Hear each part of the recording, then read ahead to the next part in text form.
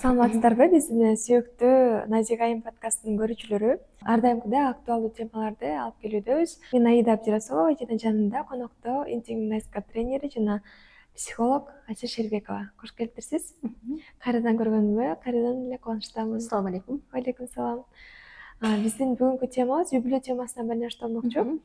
Анткени ажырашуулар кадимкидей эле көп. Ушул ажырашууга жеткирбей, юбилейни бекем сактап калуу үчүн кандай чараларды көрсөк болот, же болбосо конфликт учурунда эки тараптан кандай каталар кетирилбеш керек? Негизи ажырашуу ушундай чоң конфликттерден келип чыгат атпайбы? Бири-бирин түшүнбөгөндүктөн. Ошол кандай конфликттерде каталарды кетирбеш керек? Аял дагы, эркек дагы. Ошол темада бүгүн кептешебиз. Эки ажырашуудагы эң негизги ажырашууга себеп болгон эң негизги бир факторлор бар да.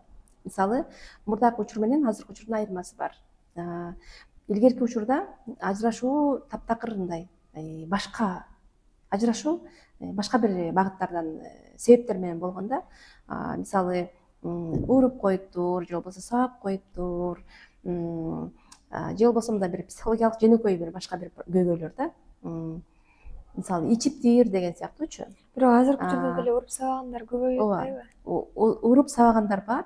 Азыркы учурда көбүрөөк ажырашууга себеп болгон негизги фактор бул ойноштук көп кылуу. Ойноштук кылуу, анан көбүрөөк баягы эмнеге баруу, аял алуу, экинчи аял алуу деген сыяктуу көйгөй азыркы учурда ошол көбүрөөк ажырашууга себеп болуп атат да. Азыркы ушул ситуация, азыркы мына учурдачы. Азыркы учурда эң биринчи орунда турат башка аялдарга баруу да. Же болбосо үйлөнүп алуу башка аялдарды алышып алып атпайбы? Ошол ажырашууга көбүрөөк себеп болуп атат. Бул балким интернеттин көбүрөөк өрчүгөнү балким ошол себеп болот. Ал эми мында психологиялык тараптан негизги себептер бар. Мисалы, эң биринчи себептер мына кемсинтүү да. Кемсинтүү. Мисалы, аялы күйөөсүн кемсинтүү, же болбосо күйөөсү аялын кемсинтүү, салыштыруу. Айтасың да, сен айтасың, балким жолдошуңду мен күчтүүмүн, мен билимдүүмүн балким, менин жолдошум балким алсыз, же болбосо эми өзүң аны кемсинтесиң. Балким башка дагы багыттардан, эми кайсы багыт болсо дагы кемсинтүү да. Аны пайгамбарыбыз Мухаммед саллаллаху алейхи вассалам айтат, алтын сатканга көмүр саткан тең эмес дейт да, деген хадис бар. Бул жерде деген алтын сатканга көмүр саткан тең эмес дегенден кийин, демек тең менен болгон жакшы. Бул жерде деген кемсинтүү болгондо дагы бар тараптан да. Мисалы, сенин апаң мындай, менин апам мындай, сен өзүнүн кайын журту менен балким өзүнүн төркүнүн балким салыштырат.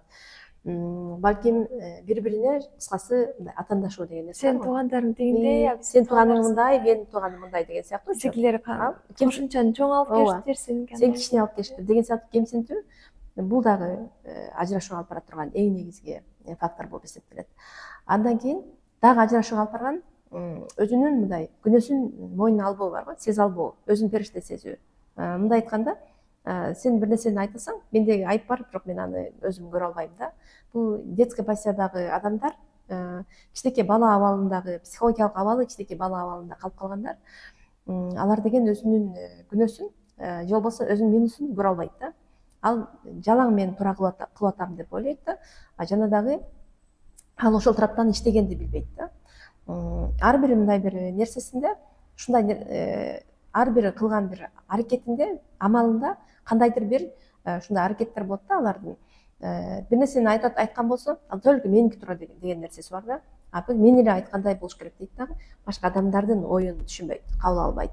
Ал адамдын ою туура болсо дагы да, өзүнүкү туура эмес болсо дагы адам кабыл албаган ситуация болот го. Бул урушту андан ары ырбатат. Мисалы, сен айтасың мага, мен мындай деп айтайын, кандай деп айталы. Сен айтасың, мисалы, мен иштейм дейсиң. Мен иштегим келип атат дейсиң. Бул эркек айтат, аял иштебеш керек дейт. Мисалы да, бир мисал кылсак, иштебеш керек дейт. Бул эркек аны жогото алгандан коркот. Бул детский позицияда болуп атпайбы, балким. буну иштебеш керек, аял деген эч качан иштебеш керек, үйдө отуруш керек дейт. А бирок сен мүмкүнчүлүгүң бар, энергияң жетет, сен үйдө отуруп үйдүн жумушун жасап да коесуң, жана кошумча жумуштардын баарын аткарып коесуң. Анда аялдар үйдө мындай ушундай энергиясы бар аялдар бар. Албетте ал аялдар үчүн керек балким да. Сен балким гинекологсуң деп айтайын. Сен төрөтүүгө да убактың жетет, жана үйдө күйөөгө аял болгонго да убактың жетет. Ошондой учурларда дагы кабыл албоо болгон учурда да ажырашууга чейин алып барат да. Ушундай бир ситуацияларчы өзүнүн актануу деп койсок болот да, актануу да. Өзүнүн эле аркасын тазалай берет, бирок башка адамды түшүнө албайт. Ал аялда да болушу мүмкүн, эркекте да болушу мүмкүн. Аны туура бир чечимге келе албайт да. Ушундай бул эми детская позиция деп айтсак болот, жетилбеген деп айтсак болот да. Башка адамдарды кабыл албагандычы. Кабыл албоонун артында негизи текеберлик турат да, өзүнүн минусун көрө албоо. Жок, текеберлик эмес, анын аркасында Мен кыйын. Баягы кичинекей балдардыкы меники эле тура деп ойлойт го. Алар магазинге барса, мындан мурда да түшүндүрүп бербедик беле. Магазинге барса дагы алам деген нерсесин алам деп тура берет да. Ал акча жок дегенди түшүнбөйт, мисалы башканы түшүнбөйт да. Ошондой сыяктуу ал наркы адамды түшүнүш үчүн бул өз аң сезими тараптан өсүү керек да. Акыл тараптан анализдей алуу керек. Демек аялдарга керекпи, керек эмеспи? Мисалы аялым иштөө керекпи, иштебөө керекпи? Ошондой сыяктуу өнүккөн болсо, анда бул аялды дагы өзүндөй көрө алат. Өзү иштеп аткан болсо, демек аялда мүмкүнчүлүгү бар болсо, аны да колдой алат да. Колдош үчүн демек адам өсүү керек. Туурабы? Өсүү керек. Мисалы да. Ошол эле кезде кээ бир мындай ситуацияларда кандайдыр бир ситуация болду деп айталы, үйдө кичинекей бир балким Конфликт чыкты. Чыкты да. Бир чыгышы мүмкүн да, бир конфликт чыкты деп айталы. Сөзсүз чыгат. Ооба. Чыккан кезде уруш токтоп калат качан? Мисалы сен кылганыңды мойнуңа алсаң, туура эмес кылып атканыңды өзүң сезип, мисалы менден кетти, кечирип кой десе эле, бүтө турган нерсени сен да актанасың, эркек да актанат. Экөөң тең актанасың да, мен дагы туурамын дейсиң, сен мен туурамын дейсиң да. Ошо менен эле ырбап кете берет. Ошону сен далилдеш үчүн күчөтөсүң, бул эркек да далилдеш үчүн күчөтөт. Ошентип ырбап ошо ажырашууга чейин аягында алып барышы мүмкүн да. Бул дагы эң негизги фактор. Андан кийин дагы бир эң негизги ушундай бир аракеттер бар. Мындай мындай да, кантип көгөрүп калат го, тарынуу да. Тарынуу дагы бул ажырашууга чейин алып барат. Тарынууну эгер чечпесе адам, ал улам эле мындай күчөй берет да. Мисалы ошол эмне үчүн тарынып атканыңды маселени чечүү. Ал деген чоң киши абалына өтүү деген сөз го, тарынууну чечүү. Бул тарынуу, бул мындай жертва абалындагы аялдар көбүнчө ажырашууга эркек менен мамиле кыла албайт. Алар жалаң арызданганды эле билет да, анан тарынат. Тарынган кезде эмнеге тарынганын айтпай тарынат да. Плюс деген ал бир күнү ошентип тарынып ичине салып айтпай анан бир күн жарылып кетет. Жарылып сүйлөгөн кезде бул жакта адамдарга катуу тиет да. Тарынган тарынчактар көбүнчө мындай ошол ситуацияны чечпей эле тарынган боюнча эле калып кала беришет го. Эмнеге тарынганын билбей калат да, эч ким билбейт анын эмнеге тарынганын. Ичинен аябай катуу тийген болот. Катуу тийди деп айтпайт. Ошо менен баягы чогула берет да. Ошондой ситуация чогулуп анан күчөйт да. Мисалы бир кичинекей маселени жеңил чечип алуу менен экөө мындай карым катышты жакшыртса болот. Көбүнчө бир маселе күчөп барып, мен чыдадым, эми чыдадым, балким оңолуп кетет дедим, таптакыр болбоду деп анан качан өөрчүп монтип чоңоюп кеткенден кийин анан чыккан кезде бул дагы ажырашууга чейин алып барышы мүмкүн. Негизи ажырашууга чейин алып бара турган мындай ситуациялар аябай көп. Кайын журттун кийлигишүүсү мисалы, бул дагы ажырашууга чейин алып барат. Кээ бир аял менен эркек жакшы болушу мүмкүн, бирок кайын журт ал тараптан кийлигиши мүмкүн да. Балким кайнеже, балким кайнене деген сыяктуу. Ушундай учурда дагы эркек же аял тарап болбой, же өзүнүн тууган тарап болбой, ошонун аркасынан дагы ортодо калып эле ажырашып кеткендер да бар. Эми ушундай майда факторлор ажырашууга чейин алып барат да. Жана кайын журттун кийлигишүүсү боюнча айтып кеттиңиз. Бирок ошол учурда мисалы эки адам тең детский позицияда эмес, чоң адамдын позициясынан жашаса, балким кайын журтту кийлигишпейт же анысына карабай баары бир кайын журт кийлигише бериши мүмкүнбү же кандай болушу? Жок, кайын журт качан кийлигишет? Просто эркектин өзүнүн ою жок болсо. Ал өзүнүн ою жок болсо, өзү сен айткандай баягы жетилбеген болсо, детская позицияда болсо, аны башкара турган башкаруучулар көп болот. Балким ал аял деле эмес, ал эркекти экөөнү чогуу башкарган башка адамдар болот да.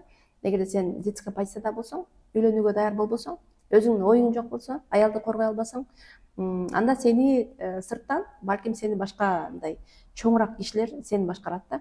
Балким сени да башкарат, эркекти да башкарат.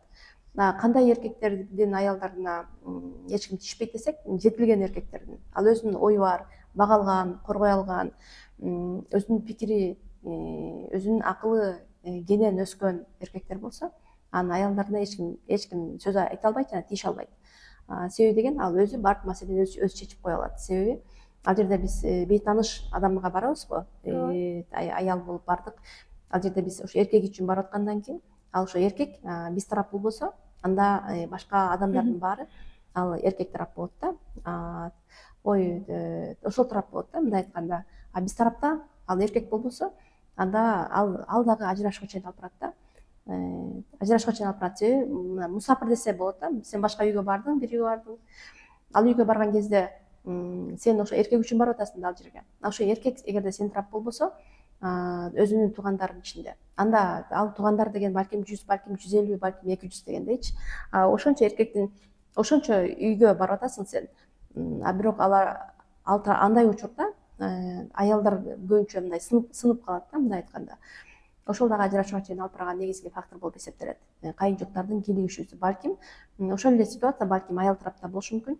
Аял тарапта болушу мүмкүн. Кичинекей бир нерсе болсо дагы аны үйгө ташый берет да. Кээ бир аялдар бар, жертва да, мындай айтканда, сүттөн чыкпай калган. Ал жактагы кичинекей балдар бар го, бир жерине бир туура эмес нерсе кылып койсоң эле уйду деп айта берген. Так эле ошондой эле абал кичинекей аялдарда да болот да, жаңы келген аялдарда. Бир кичинекей ситуация болсо эле, мына мени уйду дегенде эле, кичинекей бала сыяктуу эле минти анти деп эле ташый берет да, сөздөрдү ташый берет. Ошентип атып баардыгынын кийлигишүүсүн алып барат да.